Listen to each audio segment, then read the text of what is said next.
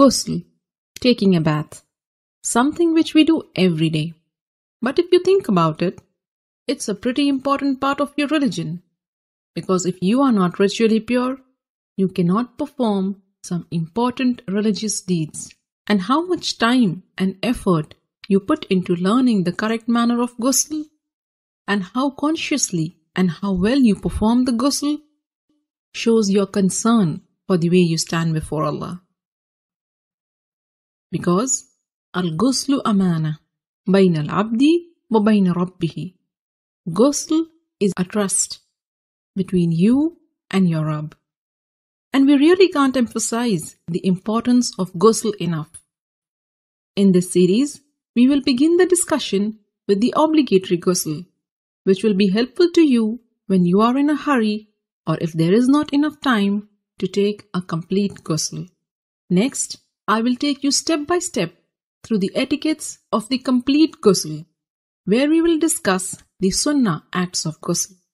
And finally, in the next video, we will answer some frequently asked questions about ghusl. Alhamdulillah, all the information and answers are taken from the writings and fatwa of the scholars. So let's begin. There are two kinds of ritual impurities, the minor impurity and the major impurity, which occurs as a result of janabah, haid or nifas. To achieve tahara from the minor impurity, you only need to renew your wudu, ablution, whereas in the case of major impurity, you need to take a ghusl. And ghusl can be taken in two ways. A complete ghusl with all the sunnahs of the Prophet, and a partial or a sufficient ghusl, which means only doing what is obligatory to free yourself from the ritual impurity. So what are these obligatory acts of ghusl? A beforehand niyyah, intention that you are taking this bath to purify yourself from the major ritual impurity. Rinsing your mouth and nose and letting water run over your entire body at least once. Make sure it reaches every part of it, even your scalp under the thick hair. If you manage to do this much, then you have purified yourself from the major ritual impurity. As for the complete ghusl, and this is the mustahab one, and it is how the Prophet ﷺ took a bath. And this is how you do it. Begin with an intention to purify yourself from the major impurity. Then say Bismillah. Wash your hands 3 times. Then with your left hand, wash your private parts and anywhere else that is contaminated with traces of impurity.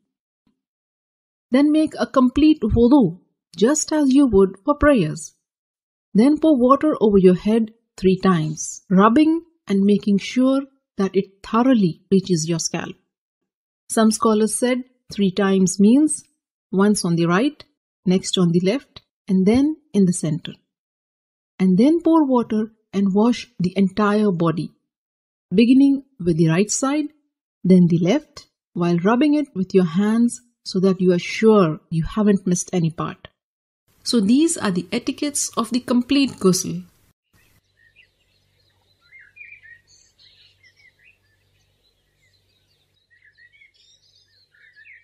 Ghusl essentially means letting water run over every part of your body. So if you are wearing a ring, you should move it. And if it is so tight that the water won't reach the skin underneath, then you have to remove it. Cosmetic items which form a barrier and prevent the water from reaching your skin must also be taken off.